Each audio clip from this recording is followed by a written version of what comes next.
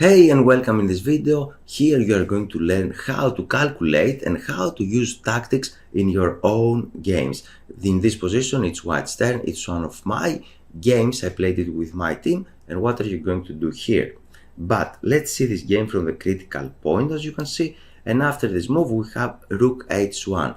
In order to use the tactics you need to create them, you need to build your position, and here you can see I played this move. My next move is this one, and I'm going to create a very strong attack against the enemy king. This knight is very important because it's controlling an escape square here. So we're going to create the mating net. Mating net is when you are controlling the squares around the enemy king.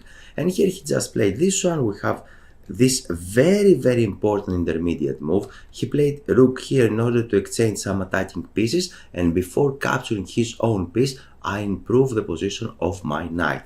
Now I'm attacking the queen, so he don't have time to capture my rook. He went back, and I have some ideas here. He's attacking my knight, I capture there, and after this I didn't enter to the temptation to capture this pawn. This is not good to capture this pawn. So I played this check, and after this I gave him another check, and now we have this lovely position. And here is a diagram. You can pause the video actually and try to think, what are you going to do here? It's not so easy. It took me some time to find the right solution here.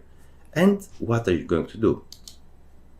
Before continuing with the game, please let me explain you the chess with only one picture, and this is the picture that explains everything. First of all, we need activity. What is the activity? To have more active positions comparing to our opponent.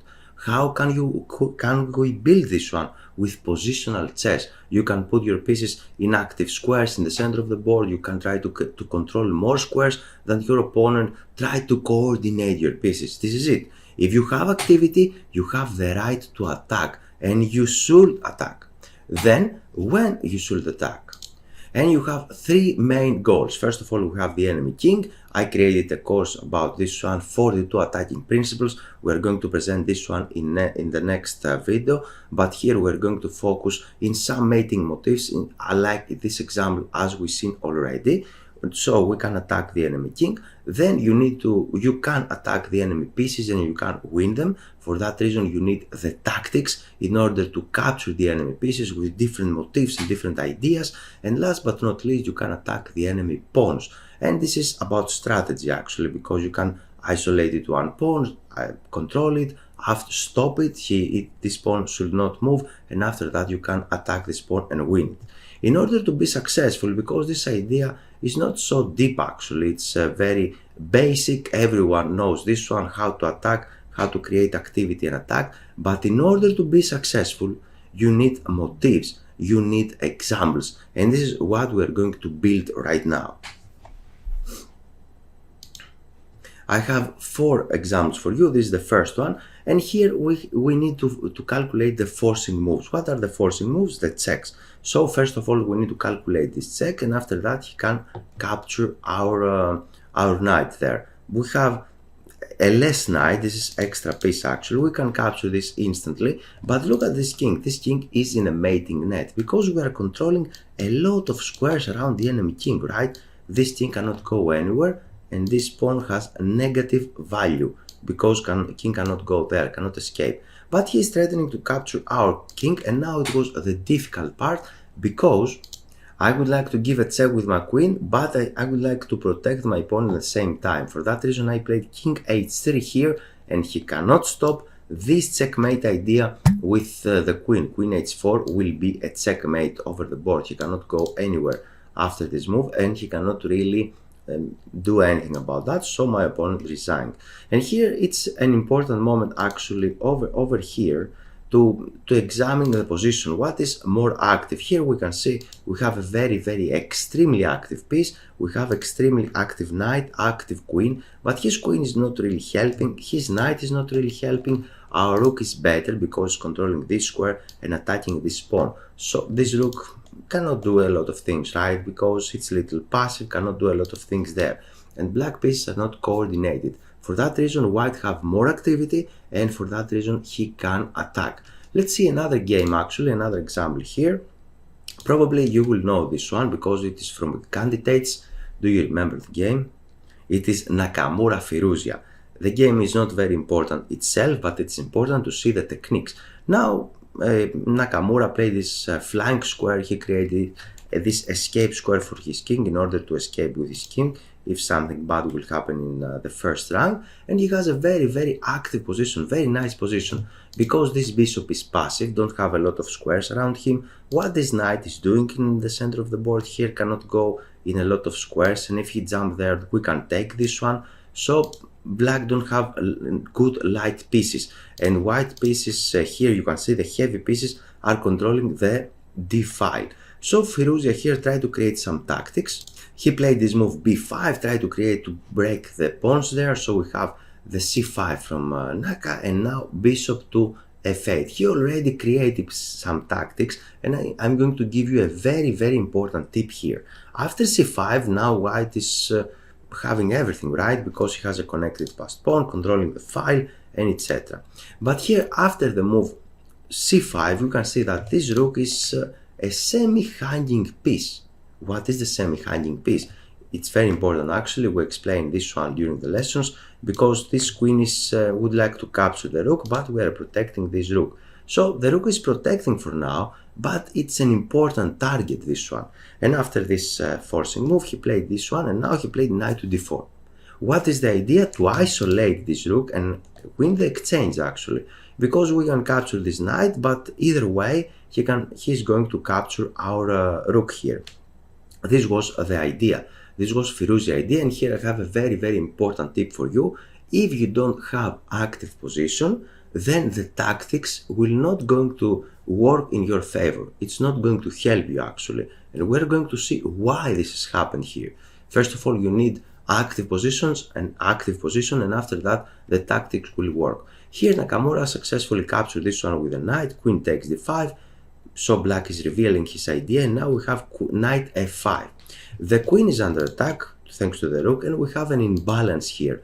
What is the imbalance? Let's move the queen somewhere. It wasn't very important. The important thing is to understand that this knight is extremely active piece, can coordinate very well with the queen, can attack the enemy king, and this knight, for a moment, it's dynamically, it's more important comparing to that rook, for example. What this rook is doing is behind this connected passed pawn, doesn't have a lot of activity, it cannot create problems. But this knight can create problems, and this was the idea behind all these moves. And this is why Nakamura happily captured this one, give up the exchange, and now he has a very strong knight. After this, the knight is under attack, so he played this pawn, this queen move, protecting this knight, and this pawn is not important, because if your queen is very far away, then your king is in real danger. And now we have rook there, and now we have another strategical move, very important move. When you sacrifice the exchange, when you give your rook from the enemy knight or bishop, then you need to keep the other rook. Why this is important? Because this rook can create some problems. For example, we can create this rook lift or Kasparov rook, and the rook can penetrate in the attack on the king side. And last but not least, we're attacking this pawn on a6. So he played rook here, okay, bishop h6, another important move with some tactics. And here actually he cannot really capture this one, because we have a check, a forcing move. If he goes on f8, we have a checkmate, and if he goes on h8, we have a double attack. Double attacks are very, very common on tactics. As you can see, we are attacking two pieces, and black is losing here. So he played king h8, tried to avoid everything. Okay, Firouzja is a very strong player, I like him a lot, but he's trying to fight here, but the position cannot offer too many things. And now we have this rook lift, very important idea, because he kept his extra rook, and now he would like to attack on the king side.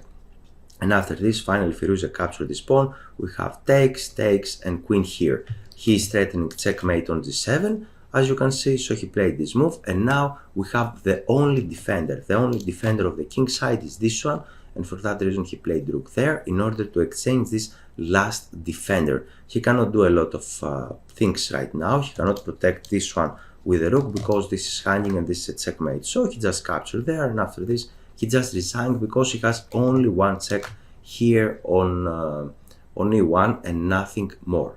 Now please let me show you the course, because we created a course with Grandmaster Stelios Chalkias. This is iChess website. We start cooperate each other, very famous website, and how I found my courses. Actually, you know better iChess than me, but let me try. Here you can go on pro.houses, and after that you can click here to see more, and then you can see rules and strategies, my website. And this is the course I'm talking about, how to calculate and how to use tactics. I created this course with Grandmaster Stelios Chalkias, one of the best grandmasters in Greece. Very nice person, very happy to cooperate with him, very positive person, really nice guy. And here you can see the course, you can read the curriculum there, and you can see a lot of videos. Then we have some exercises, and we're going to talk about this now. So here I just open it for you. This is the first exercise. We're going to see the two first exercises of this level, and here they are. You have some exercises, some instructions there, and at the end you have the replies. This is the first one, the first position, and it's white's turn. One of my friends have some problems here, how to solve it. As you can see, we have material, we are down in material because he has an extra rook, but his king is a little vulnerable, right? For that reason the tactics are going to work here, because he cannot really protect his own king successfully, and we have to do something about that. Of course you can go down, you can see all the exercises, and last you have the solutions of them. But let's now jump forward on the real chessboard in order to solve this one. During the game here is the position. As you can see, white just played this move queen f4, it was a mistake, and after this just black coordinate everything. He's threatening a check maybe here, and after this black stopped this check, and he won the game a little later. But here we have something, how to create an attack against the enemy king. We have a very powerful piece, the queen, but queen alone cannot do a lot of things. If you just start checking, the king can go away, right? So you need something else, you need a helper, another piece that can help you in the attack. And here we have knight g5. This is the best move actually, because we're threatening checkmate here in one move. And maybe you're wondering what is going on after this check, because this is very important to calculate. We have a check here, and he's forcing the queen's exchanges, right? Because he's threatening the king and queen. But we have the tactic, because after this and this, you can see we lure the rook there in the square that we like, and now we have this double attack attacking the king and the rook in the same time. So we're winning, and he cannot do much things. After this we have this one, and again this is the same motif actually, and we're going to win because we have two extra pawns, and these two extra pawns can guarantee the win to white actually. Now let's jump forward to see the next position, and here we have the position. I'm going to leave it to you, it's white's turn. And what are you going to do with white? If you are managed to find this one, you're welcome to write it below in the comments. And in order to help you a little more, here we have a semi-hanging piece. As you can see, the queen is attacking this one once, but his queen is defending the rook. In order to win in such position, you need to remove the defender. The defender is the queen. Can you do something about that? You are welcome to solve this one and write a comment below. Thank you very much for your time, and I hope to talk to you inside the lessons.